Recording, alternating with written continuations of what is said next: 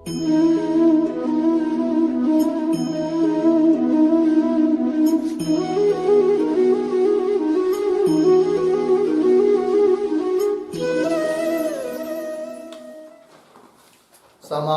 प्रकरणम। समास प्रकरण में हम लोगों का विचार चालू है पूर्व पद और उत्तर पद। समास में कम से कम दो पद तो होते ही है, एक पूर्व पद होता है और एक उत्तर पद। तो पूर्व पद की भी कुछ नियम होते हैं और उत्तर पद की भी कुछ नियम होते हैं। तो उन पूर्व पद के बारे में नियम बताना शुरू किया था, किंतु उसमें भी दो भेद बताए थे, सामान्य नियम और विशेष नियम। सभी समास के लिए लागू पड़ने वाले जो नियम है पूर्व पद के लिए, उनको कह दिया था सामान्य नियम। अब पूर्व पद के विशेष नियम क्या है, इसको अब बताना है। लिख सकते हैं शीर्षक पूर्व पद के विशेष नियम। पूर्व पद के विशेष नियम। नंबर 1, विशेष नियम। विशेष नियम कुछ विशेष समास में ही लागू होते हैं। कुछ विशेष समास में ही लागू होते हैं।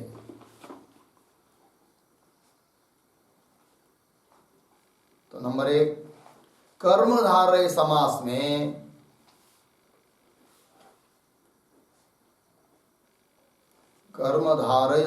में तथा समानाधिकरण बहुव्रीहि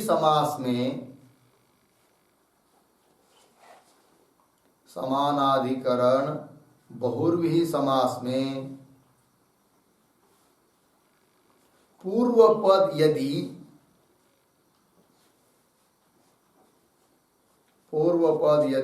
स्त्रीलिंगी हो तो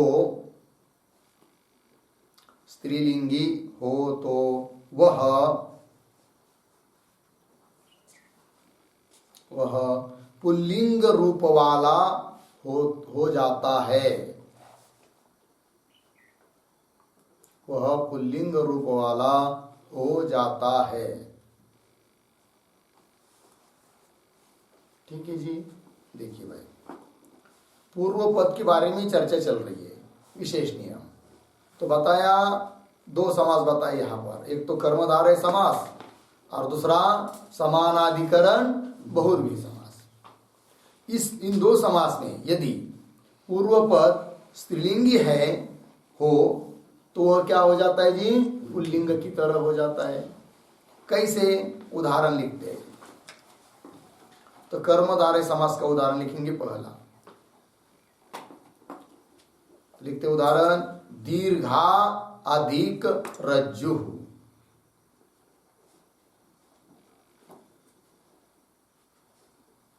दीर्घा अधिक रज्जु बराबर दीर्घ अधिक रज्जु।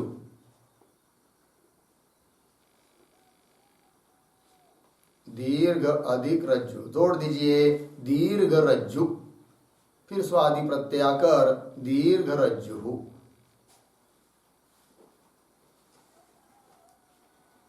ठीक है, चलिए। तो क्या शब्द थे, पद दो, दीर्घा और रज्जु। तो दीर्घा पूर्व पद है, स्त्रीलिंगी है, और एक कर्मधारय समास है। उस दीर्घा शब्द का पुल्लिंग की तरह रूप हो गया, तो दीर्घ बन गया। फिर जोड़ दिया तो बन गया दीर्घ रज्जु। ठीक। अब बहुव्रीहि समास का उदाहरण लीजिए। स्थिता प्रज्ञा यस्य। स्थिता प्रज्ञा यस्य सः स्थितप्रज्ञः। सः स्थितप्रज्ञः। स्थित है, स्थिर है, प्रज्ञा बुद्धि जिसकी, उसको क्या कहेंगे जी? स्थित प्रज्ञा।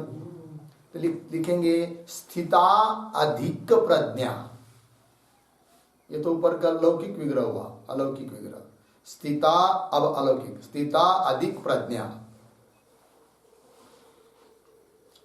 बराबर स्थित अधिक प्रज्ञा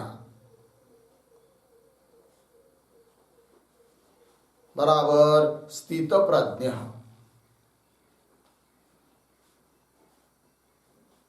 स्थित प्रज्ञा, ठीक। देखिए स्थिता अधिक प्रज्ञा, तब पूर्व पद है स्थिता, स्त्रीलिंग है स्थिता, तो उसको क्या हो गया? पुल्लिंग की तरह स्थित, फिर जोड़ दिया तो स्थित प्रज्ञा। अब प्रज्ञा शब्द उत्तर पद है, वो उसका भी प्रज्ञा हो गया, वो उत्तर पद के नियम में आएगा। अभी चल रहा है विषय विचार किसका? पूर्व पद का। तो स्थित प्रज्ञा बन गया ना। चलिए नियम दूसरा, कर्मधारय समास में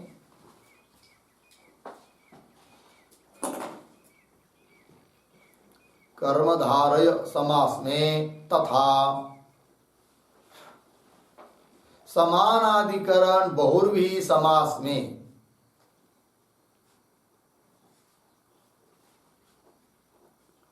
समानाधिकरण बहुव्रीहि समास में महत् शब्द के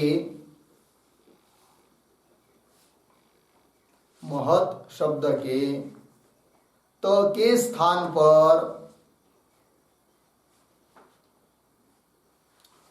स्थान पर आकार आदेश होता है।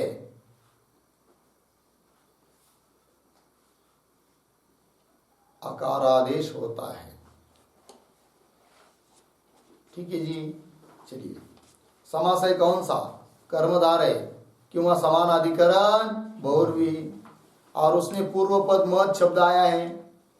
फिर क्या करेंगे? तो महत् शब्द में जो त के स्थान पर हो जाएगा आ, ठीक है। उदाहरण, कर्मधारय समास का उदाहरण,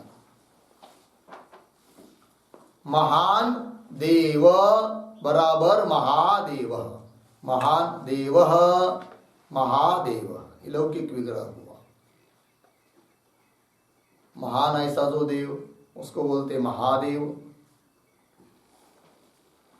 अब अलौकिक विग्रह, महत् अधिक देव, महत् अधिक देव बराबर मोह आ अधिक देव, तच्या ठिकाणी आदेश, मह आ अधिक देव। तो मोह हकार उत्तरवर्ती अ आहे, अ है, और आगे आ आया, संधि हो गई, अकस वर्णे तो महा बन गया। तो महा अधिक देव जोड़ दीजिए, महादेव।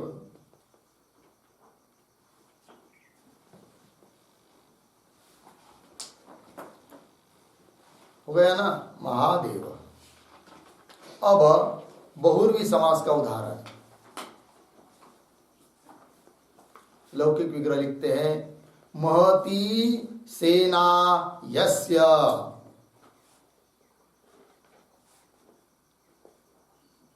महती सेना यस्य सह महासेनः।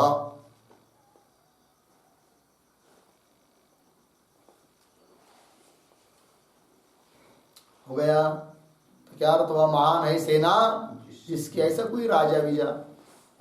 अब अलौकिक विग्रह लिखिए, महती अधिक सेना,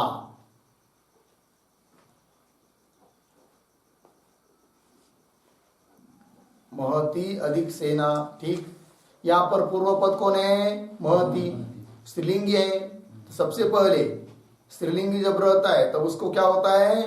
पुल्लिंग की तरह, ऊपर वाले नियम, ऊपर का नियम गया ना अभी, तो उसके अनुसार पुल्लिंग में भाव कर दीजिए, तो बन जाएगा फिर महत् अधिक सेना। महती अधिक सेना बराबर पुल्लिंग भाव करके ऊपर के नियम के अनुसार महत् अधिक सेना। अब इस नियम के अनुसार महत में जो त उसको हो जाएगा आ, कर दीजिए। तो मह बराबर महत अधिक सेना बराबर मह आ अधिक सेना। मह आ अधिक सेना।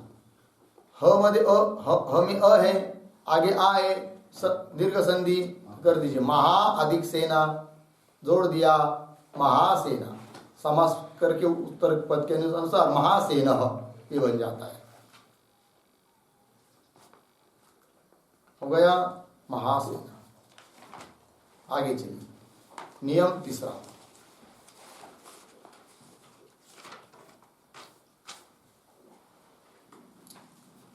द्वंद्व समास में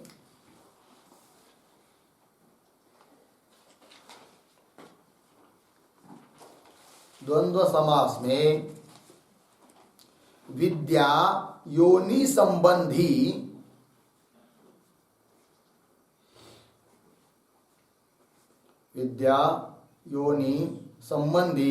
रुदंत शब्दों के रुदंत शब्दों के रू के स्थान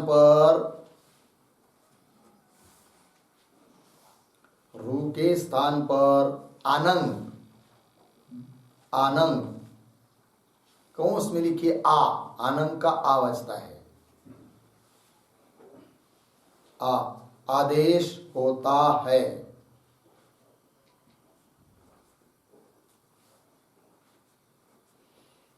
ठीक है, एक तो द्वंद्व समास चाहिए और रुदंत शब्द चाहिए पूर्व पर, और वो विद्या किंवा योनि संबंधी चाहिए, तब उस रू के स्थान पर अनंग अर्थात आ आदेश होता है। ठीक, उदाहरण माता च पिता च माता पितरौ।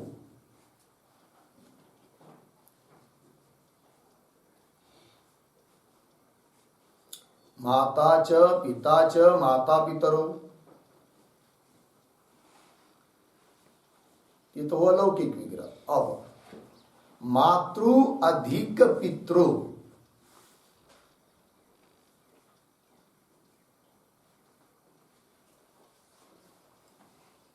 मातृ अधिक पितृ, तो यहां पर द्वंद्व समास है। और योनि मतलब कारण, तो मातृ शब्द है और उसमें रू है अंतिम में, इसलिए उस रू के स्थान पर क्या होगा आ। तो कर दीजिए मातृ अधिक पितृ बराबर मात आ, अनंग है, अनंग का आ, मात आ अधिक पितृ,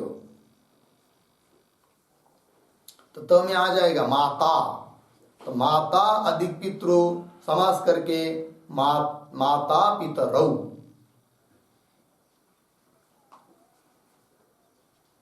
क्या बन गया? माता पितरौ।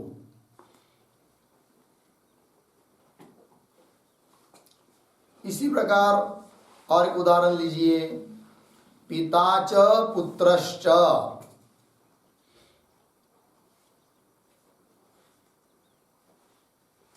पिता च पुत्रश्च पिता पुत्रौ।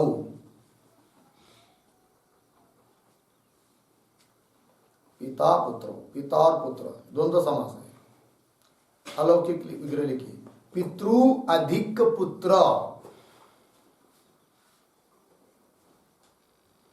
पितृ अधिक पुत्र, त्या पितृ शब्द में जो अंतिम रुकार है उसके जगह पर, उसके स्थान पर आनंग आदेश होगा। आनंग का आ, तो स्थिति बनेगी पित आ अधिक पुत्र।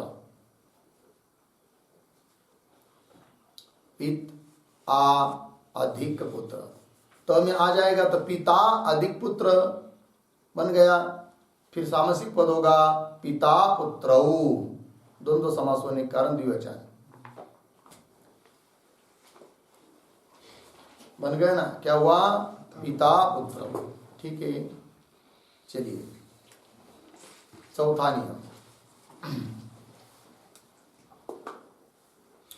कर्म व्यतिहार बहुर्वी समास में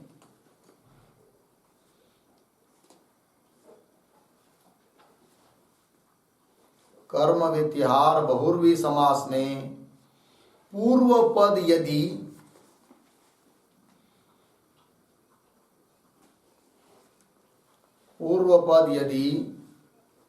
स्वरांत है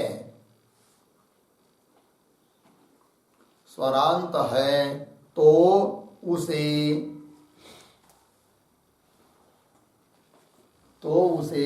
दीर्घ होता है।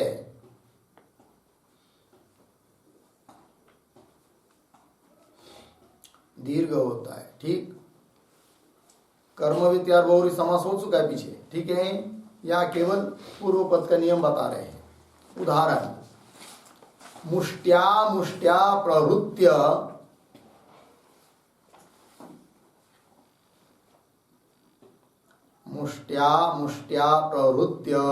इदं युद्धं प्रवृत्तम।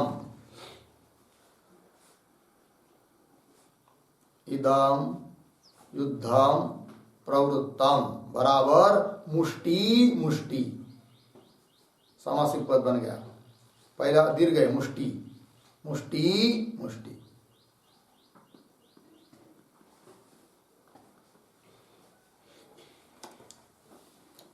अलौकिक विग्रह लिखिए, मुष्टि अधिक मुष्टि, दोनों रस्व है अभी। मुष्टि अधिक मुष्टि।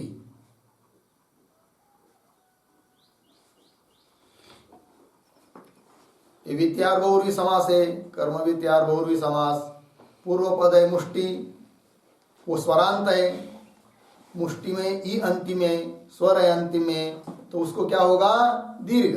तो कर दीजिए, ई का दीर्घ, मुष्टि अधिक मुष्टि, जोड़ दीजिए, मुष्टि मुष्टि। सामासिक पद बन गया।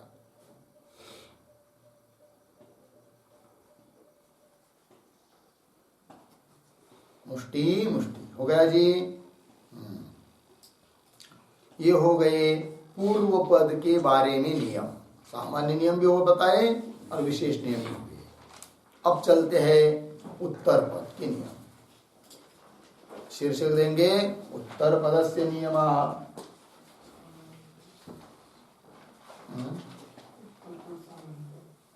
उत्तर पदस्य नियमः लिखेंगे। नंबर 1,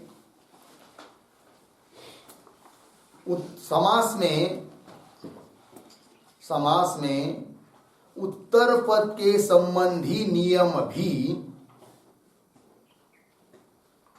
समास में उत्तर पद के संबंधी नियम भी 2 प्रकार के हैं। 2 प्रकार के हैं। नंबर 1 सामान्य नियम, नंबर 2 विशेष नियम।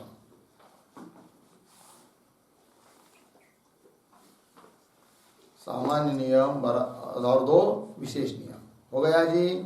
चलिए, तो उसमें से पहला है सामान्य नियम, तो उसके बारे में लिखते हैं। उत्तर पद के सामान्य नियम।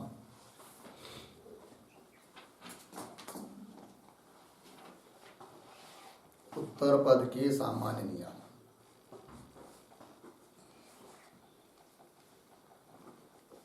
ठीक, चलिए। नंबर 1, समास होने पर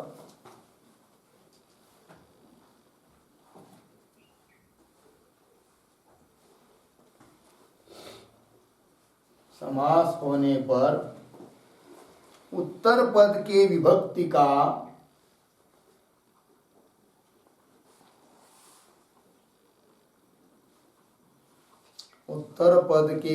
का लोप होने पर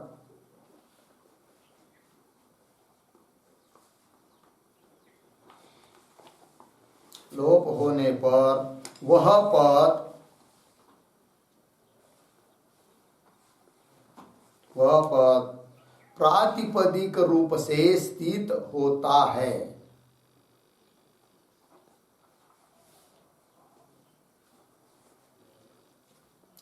प्रातिपदिक रूप से स्थित होता है।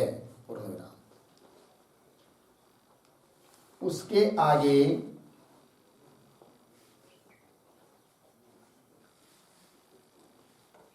आगे कुछ प्रत्यय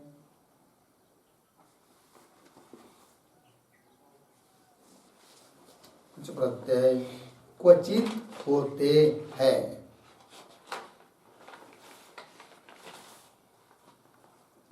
होते हैं। उनको समासांत प्रत्यय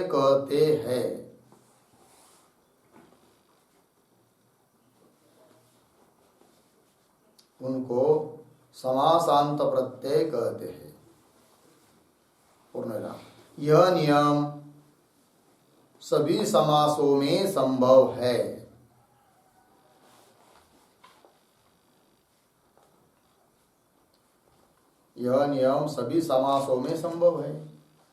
देखिए भाई,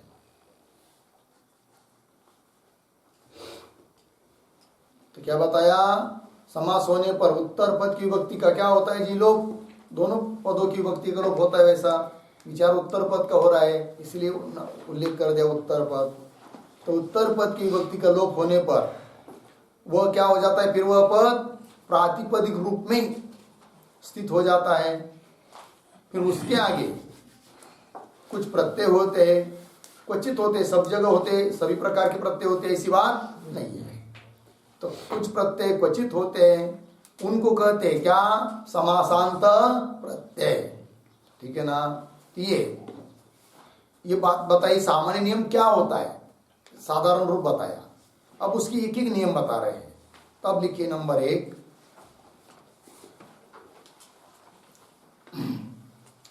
समास में उत्तर पद के रूप में स्थित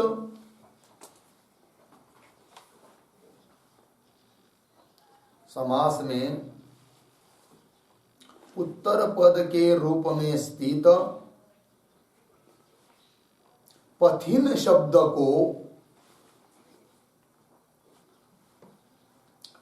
शब्द को अप्रत्यय होता है।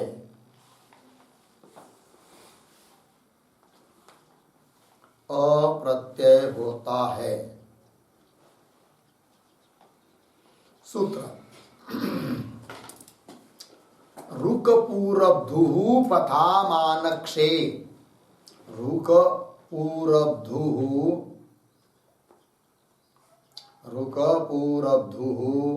पथामानक्षे। 5-4-74।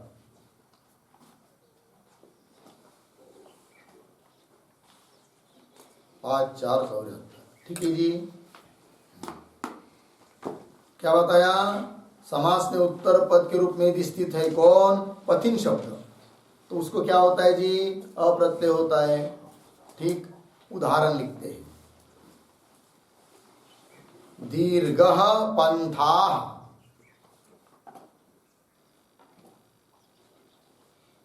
दीर्घः पंथाः बराबर दीर्घ पथः।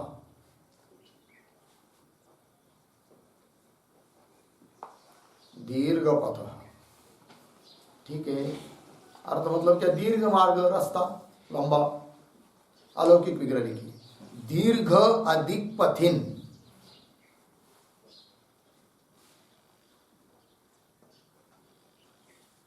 दीर्घ अधिक पथिन बराबर, जोड़ दीजिए, दीर्घ पथिन अधिक अप्रत्यय कर दिया अभी इस नियम के अनुसार। दीर्घ पथिन अधिक ये स्थिति है। क्या? दीर्घ पथिन अधिक अब अप्रत्यय आगे है। दीर्घ पथिन की भ संज्ञा और भ संज्ञक अंश कर लो, भस्य टी भाग का लो। भ संज्ञक जो है उसमें टी भाग का भस्य टेर लोप। इस सूत्र के अनुसार दीर्घ पथिन में है कि नहीं, टी भाग का लोप होगा। टी भाग कौन है इसमें? इन। तीन का लोप कर दीजिए तो स्थिति हो जाएगी दीर्घ पथ अधिक अ।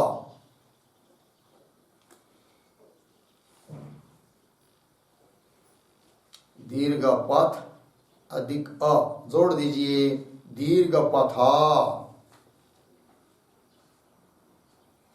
दीर्घ पथ फिर प्रातिपदिक संज्ञाओं कर कृतद्धित समासाश्च स्वादि प्रत्यय तो दीर्घ पथ बन गया।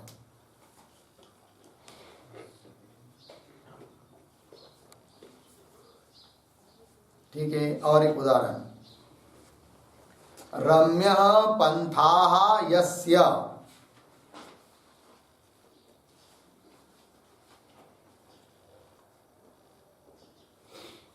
रम्य पंथाः यस्य सः रम्यपथः।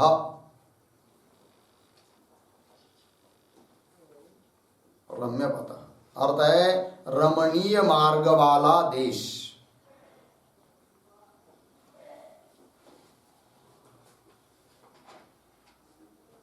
रमणीय मार्ग वाला देश हो गया। अलौकिक विग्रह रम्य अधिक पथिन।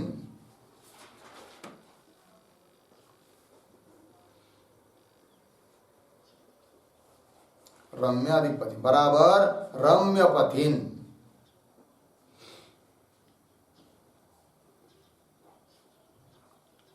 अधिक अ रम्य पथिन अधिक अ अप्रत्यय। यहां पर भी भस्य टेर लोप टी वाक का लोप इनका लोप कर दीजिए तो रम्य पथ अधिक अ जोड़ देंगे रम्य पथ।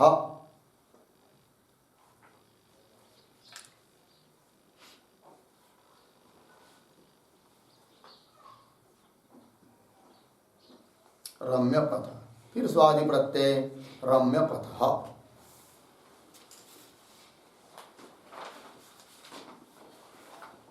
ये हो गए भाई सामान्य नियम उत्तर पद के।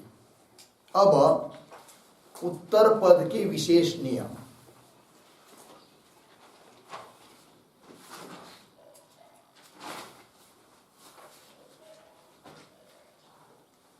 लिखा उत्तर पद के विशेष नियम लिखते हैं। उत्तर पद संबंधी विशेष नियम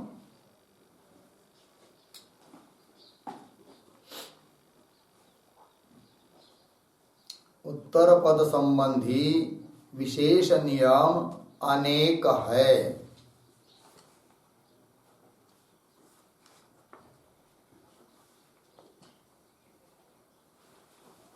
अनेक है पूर्णविराम और वे भिन्न भिन्न समास के लिए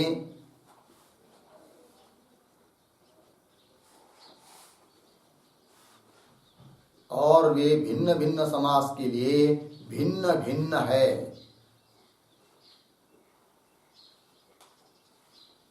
भिन्न भिन्न है। अतः एकैक समास के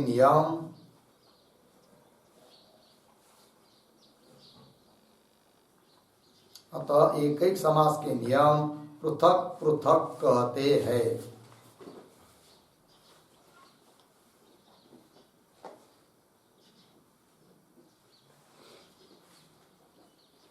पृथक पृथक कहते हैं। ठीक, क्या बताया? उत्तर पद संबंधी विशेष नियम बहुत है और भिन्न भिन्न समास के लिए भिन्न भिन्न नियम हो। इसीलिए अब उस समास के लिए क्या क्या उत्तर पद के नियम है, विशेष नियम, वो अलग अलग करके दिखाएंगे। तो पहले लिखते हैं तत्पुरुषस्य नियमः। तत्पुरुष के नियम मतलब उत्तर पद के विशेष नियम। तत्पुरुष के तत्पुरुष समास के उत्तर पद के विशेष नियम।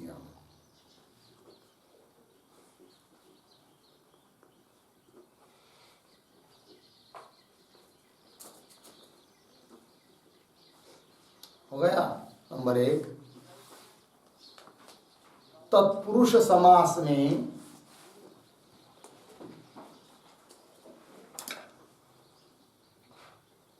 तत्पुरुष समास में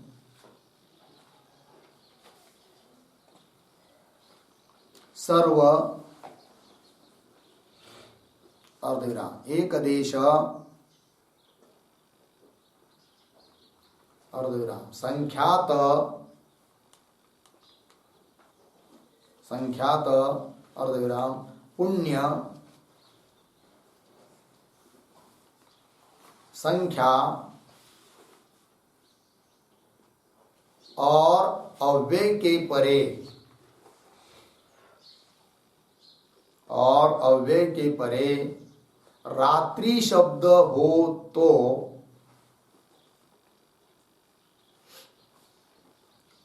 रात्रि शब्द हो तो उससे परे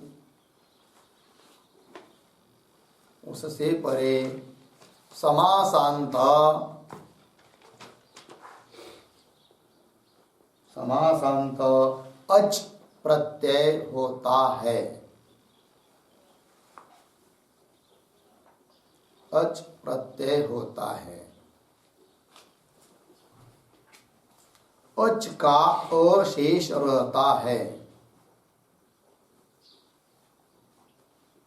अच का अशेष रहता है। पूर्ण विराम। तात्पर्य यह है कि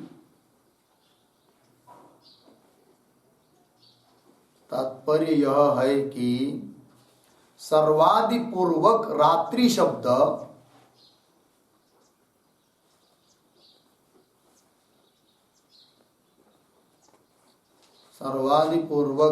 शब्द अकारांत हो जाता है।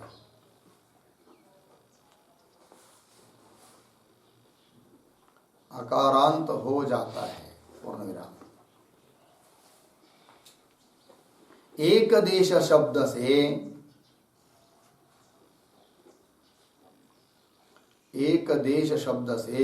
रात्रि का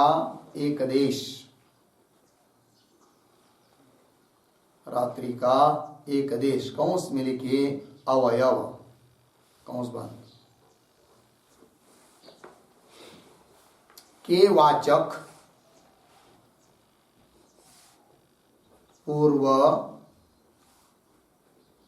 अपर अधर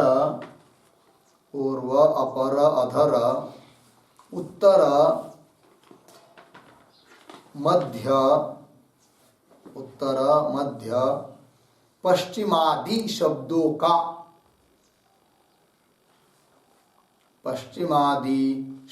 का ग्रहण करना है।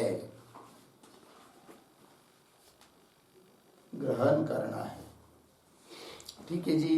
देखिए भाई क्या अर्थ है नियम का।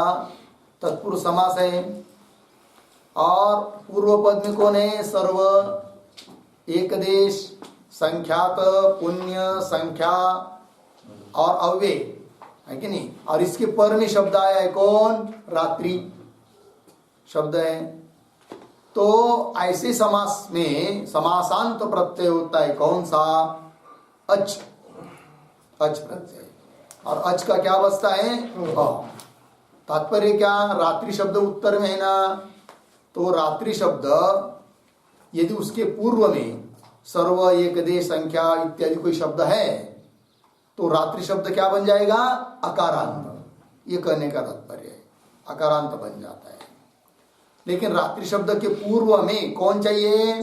सर्व, एक देश, संख्या। एक देश मतलब क्या? एक देश से क्या लेना है? रात्रि का एक देश, रात्रि का एक भाग, रात्रि का एक अंश। तो हो सकता है जैसे पूर्व रात्र, उत्तर रात्र आप बोलते ना हम लोग, तो पूर्व, अधर, अपर, अधर, उत्तर, मध्य इत्यादि एक देश शब्द से लेने हैं। ठीक है ना जी। हाँ, तो उदाहरण से स्पष्ट होगा। तो उदाहरण लिखते हैं, सूत्र लिखिए पहले फिर उदाहरण। सूत्रम अहह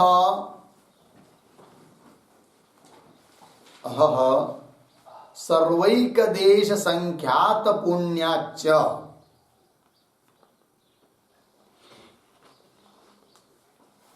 सर्वैक देश संख्यात पुण्याच्च रात्रेः पुण्याच्च सर्वैकदेश संख्यात पुण्याच्च रात्रेः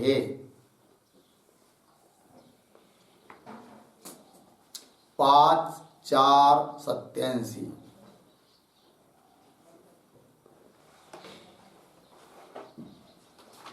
5-4-87 ठीक है जी। उदाहरण सर्वा अधिक रात्रि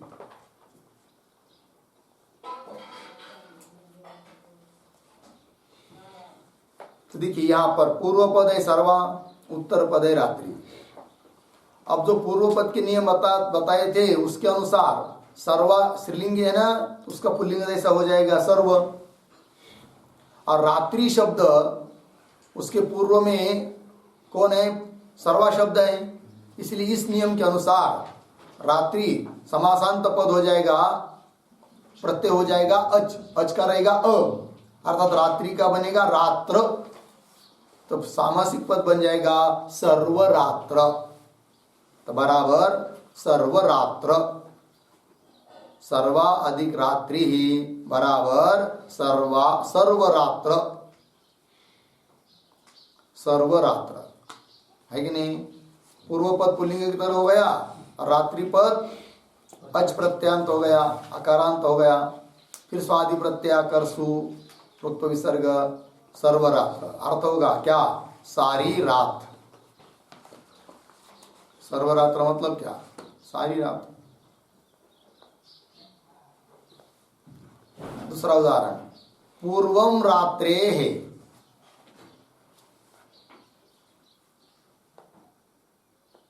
पूर्वम रात्रेः बराबर पूर्व रात्र, ऊपर के अनुसार ही है पूर्व रात्र, अर्थ है रात्रि का पहला भाग।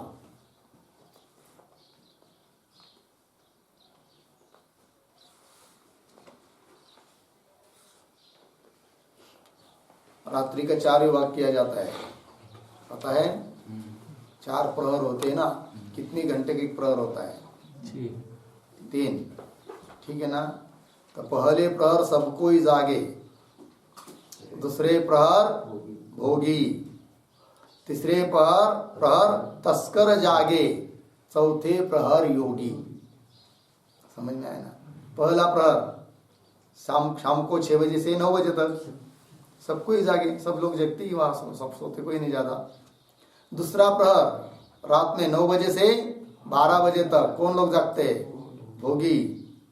और तीसरा प्रहर रात में 12 बजे से लेकर 3 बजे तक कौन जगते, तस्कर, चोर, चोरी करने का वो समय होता है उन लोगों का प्राय, ठीक है ना।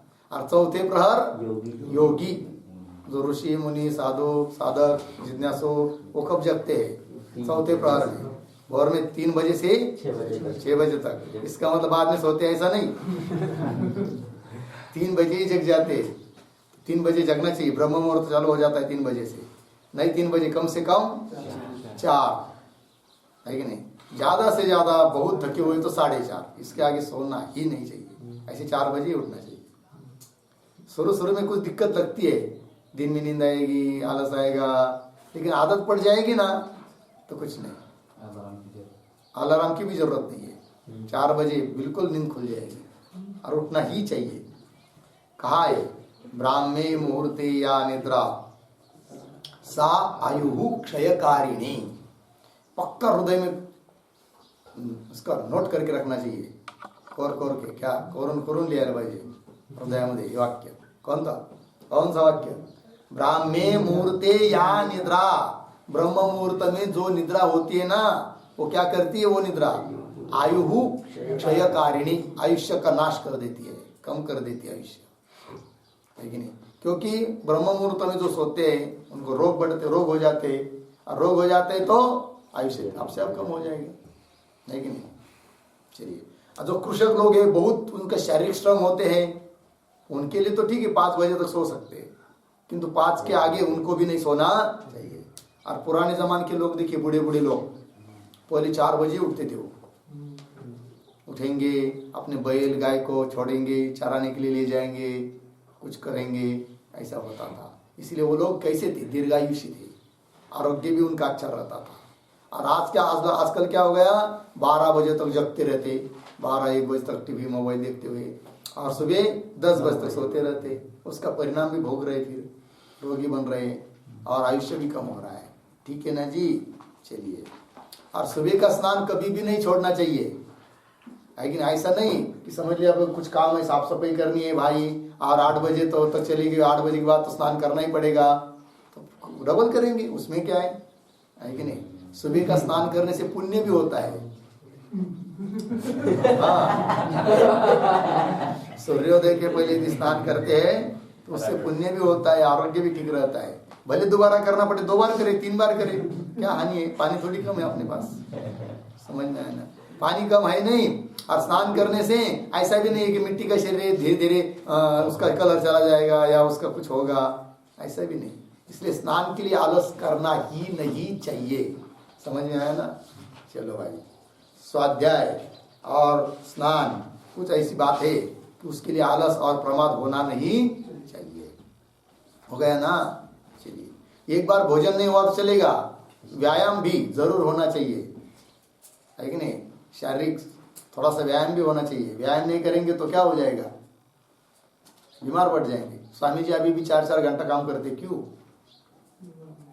उनको पूछा एक बार तो वो बोले, यदि मैं नहीं करूंगा तो मेरे हाथ पैर जड़ हो जाएंगे, फिर मैं चल भी नहीं पाऊंगा, सब गड़बड़ हो जाएगी, इसलिए वो करते। उन्होंने स्वयं बताया। ठीक है ना जी। चलो, तो कहाँ तक आए थे हम लोग? पूर्व रात्रे है, पूर्व रात्र मतलब क्या? रात्रि का पहला भाग। उदाहरण दूसरा, हाँ एक बात, पूर्व रात्र है ना, अब नियम में तो पूर्व शब्द आया ही नहीं है। क्या शब्द आया है? सर्व, एक देश, संख्यात, पुण्य, संख्या और अव्यय, इसमें से पूर्व रात्रि शब्द के पीछे पूर्व शब्द चाहिए, ऐसा आया है क्या नियम में? नहीं, फिर कैसा बताया अभी? हाँ, एक देश, उस नियम में एक देश शब्द आया ना, और एक देश के अंतर्गत पूर्व भी आ जाता है। बताया था ना एक देश शब्द से क्या ले नहीं करके, इसलिए पूर्व रात्र। ठीक, चलिए उदाहरण दूसरा, संख्याता रात्रि,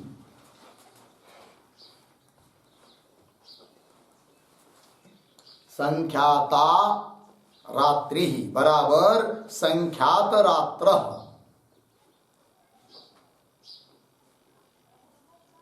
संख्यात रात्र अर्थ है गिनी हुई रात।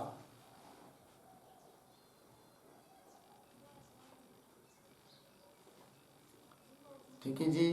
चलिए, और उदाहरण, पुण्या रात्रि,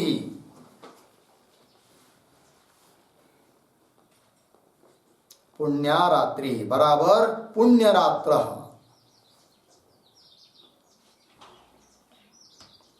पुण्य रात्र अर्थ है शुभ या पवित्र रात्रि,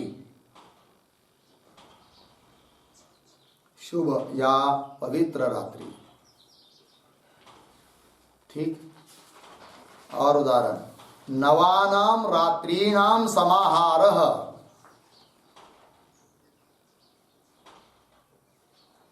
नवानाम रात्रीनाम समाहारः बराबर नवरात्रम।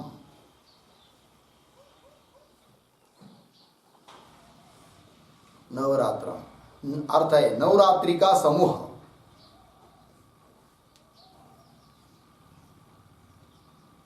नवरात्रि का समूह थोड़ा लिखिए कौंस में, यहा उद्धरण चिन्ह में, संख्या पूर्वम रात्रम क्लीबम, संख्या पूर्वम रात्रम क्लीबम, उद्धरण चिन्ह बंद। इस वार्तिक से नपुंसक लिंग हुआ है, इस वार्तिक से नपुंसक लिंग हुआ है। नवरात्रम ऊपर देखिए, पुण्य रात्र, संख्यात रात्र, सब जगह पुल्लिंग हो गया, या नपुंसक लिंग हो गया, क्यों? ये वार्तिक है यहाँ के लिए। ठीक है जी। चलिए एक उदाहरण लिखेंगे और इस नियम का, अतिक्रांत रात्रिम, अतिक्रांतः रात्रिम बराबर अतिरात्रः। अतिरात्रः अर्थ जो रात्रि का जो रात्रि को गुजार चुका है, बीत चुका है, जो रात्रि को गुजार चुका है।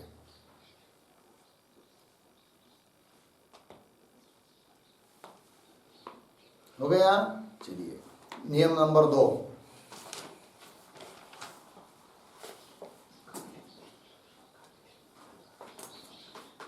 दूसरा नियम, राजन अहन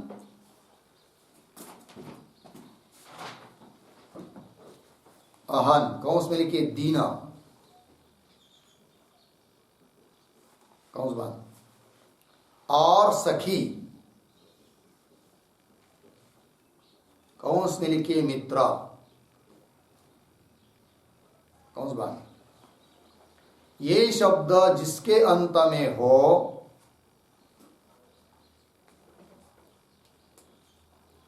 ये शब्द जिसके अंत में हो, ऐसे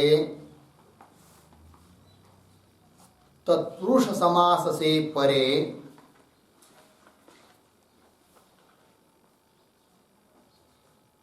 तत्पुरुष समास से परे समासांत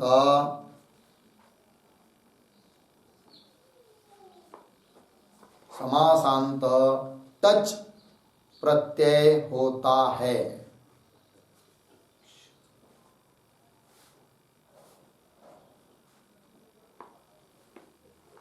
टच प्रत्यय होता है अर्थात राजन आदि अंत वाला समास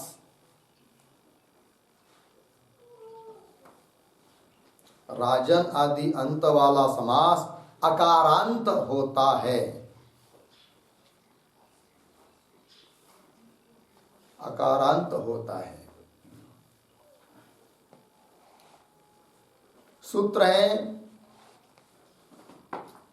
राजाह सखिभ्यश्टच।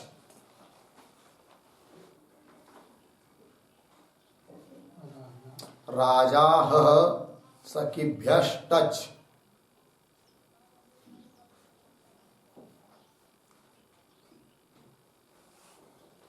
सूत्र का नंबर है 5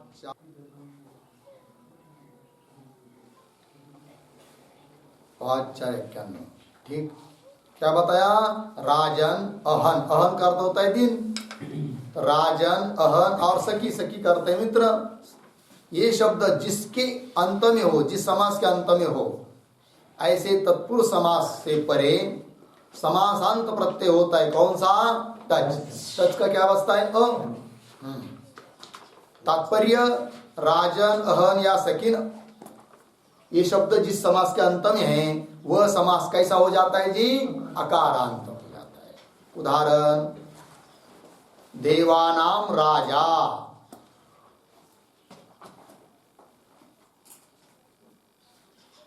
देवानाम राजा देवराज।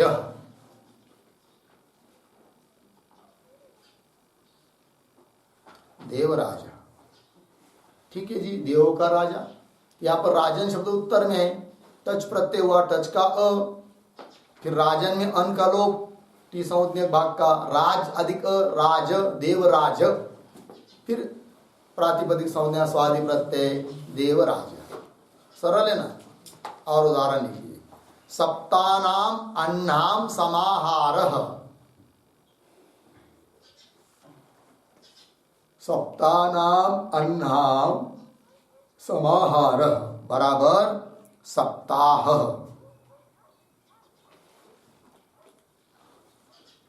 सप्ताह अर्थ क्या? 7 दिनों का समूह, सप्ताह बोलते ना हम लोग। आगे, कृष्णस्य सखा,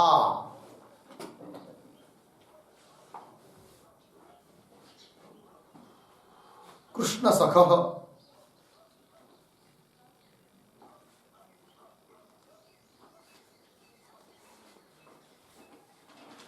कृष्ण सखः मतलब कृष्ण का सखा मित्र। हो गया जी। चलिए नियम नंबर 3, तीसरा नियम, तत्पुरुष समास के अंत में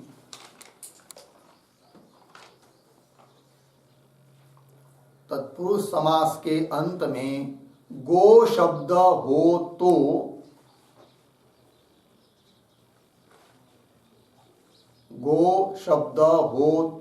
वह टच, कौंस में लिखिए अ, क्योंकि टच का अ बसता है, कौंस बंद, प्रत्यय हो जाता है।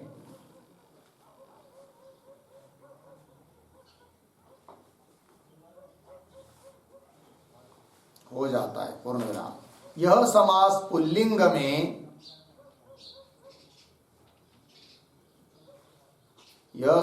पुल्लिंग में अकारांत और स्त्रीलिंग में ईकारांत होता है।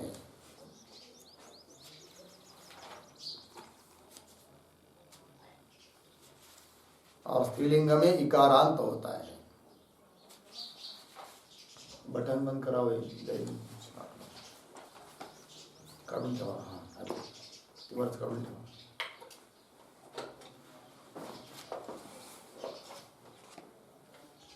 चला, लिखा जी, क्या लिखा? तत्पुरुष समास के अंत में गो शब्द हो तो वह टच प्रत्यांत होता है, और यह समास पुल्लिंग में आकारांत, स्त्रीलिंग में इकारांत। सूत्र गोर तद्धित लुकी, गोर तद्धित लुकी। सूत्र का नंबर है 5492। घोर तद्धित लुकी 5492। उदाहरण, उत्तमः गौः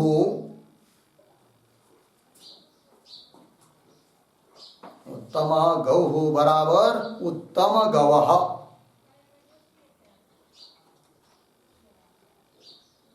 उत्तम गवः अर्थ है श्रेष्ठ बैल।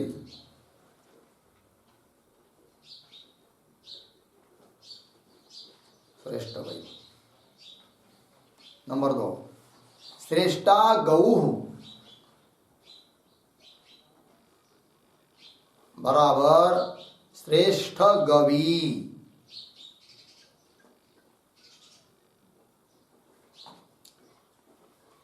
अर्थ है श्रेष्ठ गाय।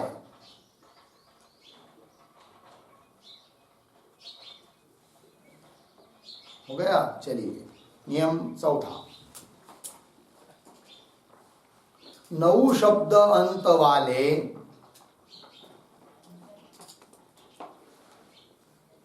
9 शब्द अंत वाले द्विगु संज्ञक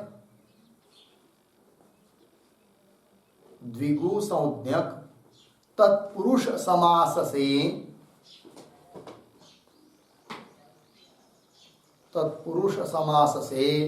समासांत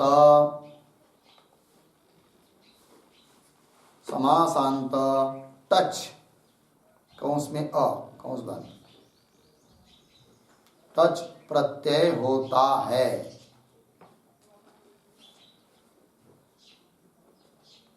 पूर्ण विराम। तथा अर्ध शब्द से परे, अर्ध शब्द से परे 9 शब्दांत, 9 शब्दांत तत्पुरुष समास के अंत में, तत्पुरुष समास के अंत में टच प्रत्यय होता है।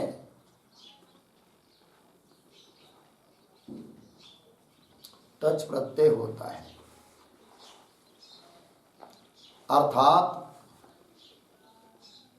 9 शब्द अकारांत होता है। अर्थात 9 शब्द अकारांत होता है। सूत्र नंबर 1, नावो द्विगो,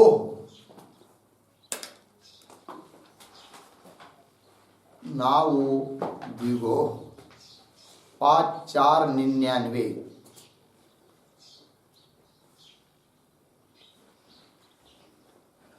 दूसरा सूत्र अर्धाच्य, अर्धाच्य 5400 सूत्र का नंबर है 5400। ठीक है जी। क्या बताया था इस नियम में? 9 शब्द अंत वाला द्विगु संज्ञक समास है तत्पुरुष समास, तो समास से समासांत प्रत्यय होगा कौन सा? टच। कौन प्रत्यय होता है? टच होता है। और अर्ध शब्द से परे यदि 9 शब्द आता है कहीं तो वहां पर भी तत्पुरुष समास के अंत में टच प्रत्यय होता है। तात्पर्य इतना ही है कि 9 शब्द आकारांत बन जाता है। ठीक। उदाहरण, तिसॄणाम नावाम समाहारः, तिसॄणाम नावाम समाहार बराबर त्रिनावम,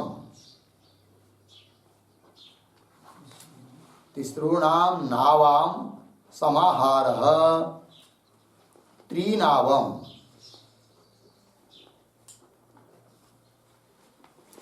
तीन नावों का समूह। उदाहरण दूसरा, अर्धम नावः,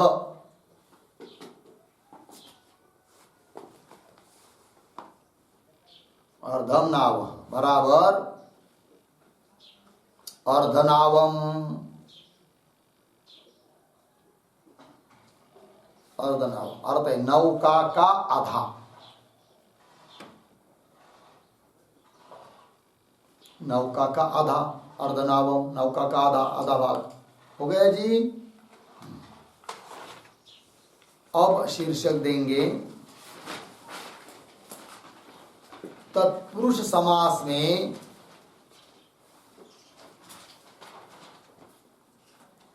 तत्पुरुष समास में समासांत प्रत्यय के,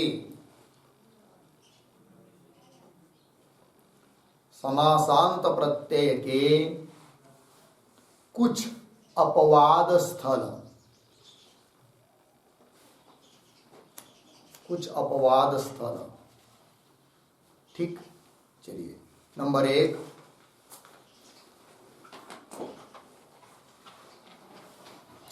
पूजनार्थक, पूजनार्थक सु अति शब्द से परे, शब्द से परे जो प्रातिपदिक,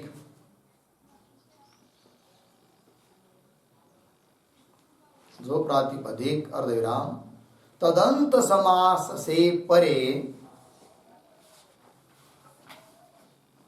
तदंत समास से परे समासांत प्रत्यय, समासांत प्रत्यय नहीं होता है, नहीं होता है। सूत्र, न पूजनात्, न पूजनात् 5469, 5469। क्या अर्थ हुआ जी?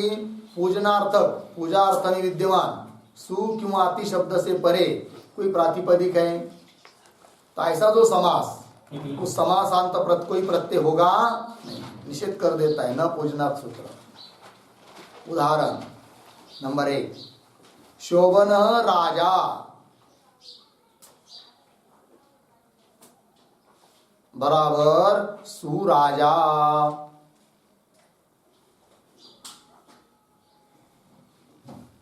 अर्थ है सुंदर या अच्छा राजा।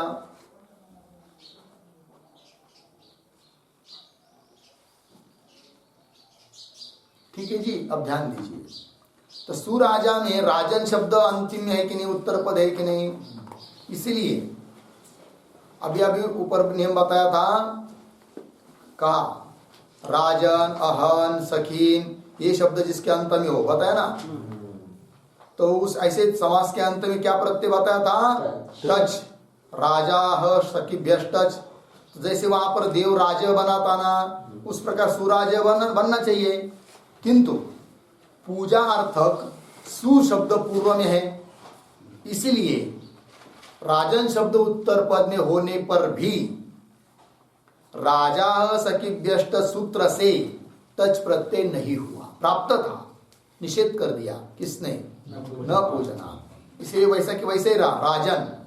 फिर जैसे राजन शब्द की रूप बनते ना, राजा राजा न, उसी प्रकार रूप बन गया सुराजा, अर्थात अकारांत नहीं हुआ, टच प्रत्यय नहीं लगा अर्थ। और एक उदाहरण, अतिशयित राजा,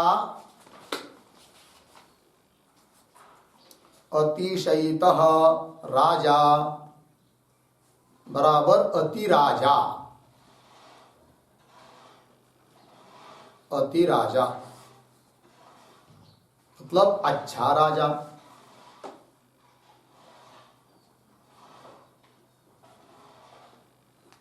ठीक, या एक टिप्पणी लिख के रखिए, यहां राजा सखीभ्यष्टच सूत्र से, राजा सखीभ्यष्टच सूत्र से टच प्रत्यय प्राप्त था, टच प्रत्यय प्राप्त था, किंतु न पूजनात् से निषेध हुआ है, न पूजनात् से निषेध हुआ है।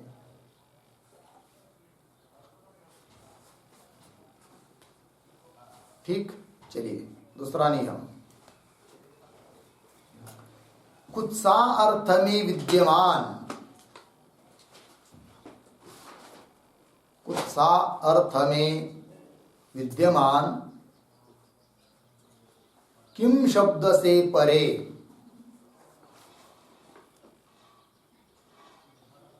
किम शब्द से परे प्रातिपदिक को, प्रातिपदिक को समासांत प्रत्यय नहीं होता है,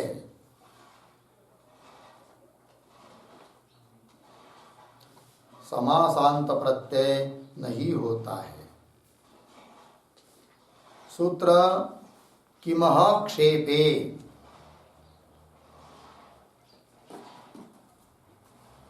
किमह क्षेपे 5-4-70।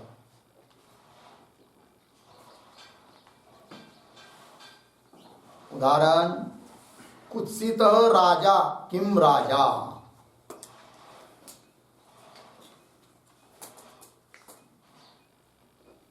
कुत्सित राजा किम राजा।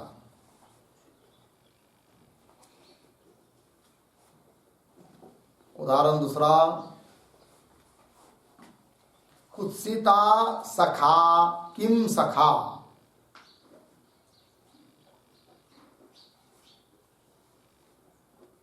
कुत्सित सखा किम सखा। और एक, कुत्सिता गौहु किम गौहु,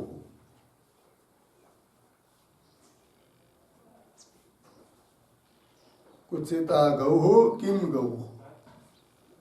देखिए तीनों उदाहरणों में टच प्रत्यय प्राप्त था ऊपर के नियमों के अनुसार, किंतु यहाँ पर कुत्सित अर्थ में विद्यमान किम शब्द पूर्वभागी होने के कारण वो टच प्रत्यय नहीं हुआ।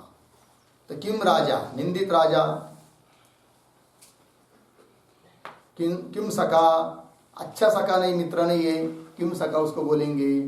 किम गौ मार की गौ है, ठीक नहीं है, किम गौ ठीक है, कुत्सार्थ में निंदार्थ में। और एक नियम,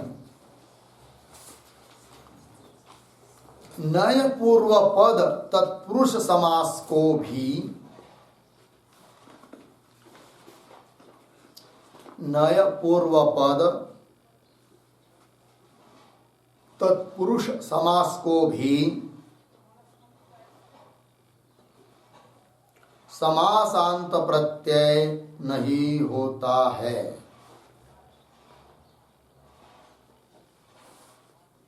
समासांत प्रत्यय नहीं होता है। पूर्ण विराम। किंतु पथिन शब्द को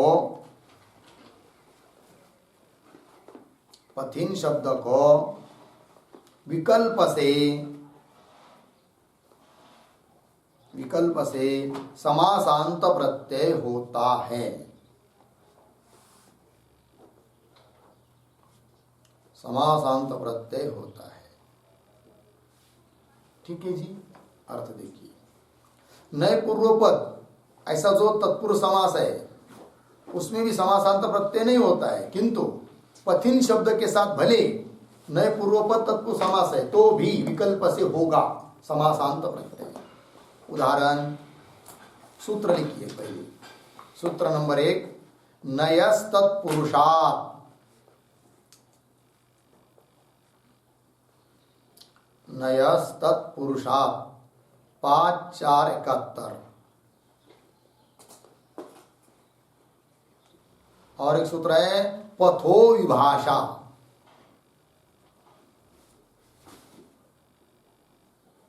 पथो विभाषा 5 4 72।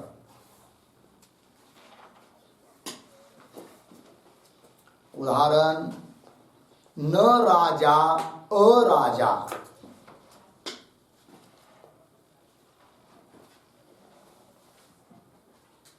न राजा अराजा। दूसरा उदाहरण न सखा असखा।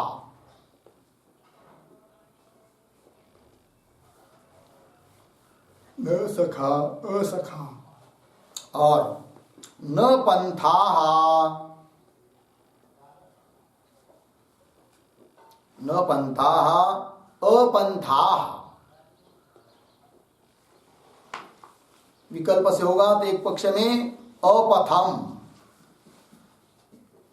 तो दो बन गया सामासिक शब्द, अपंथाः और अपथम, दोनों भी नए तत्पुरुष समास ही है। और अपथम में नपुंसक लिंग हुआ, क्यों? एक सूत्र आता है अपथम नपुंसकम 2 4 30। अपथम नपुंसकम।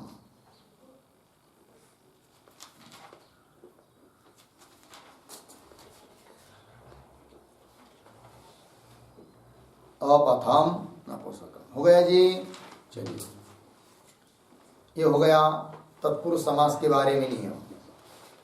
आगे शीर्षक लिख के रखते हैं बहुर्वी समास के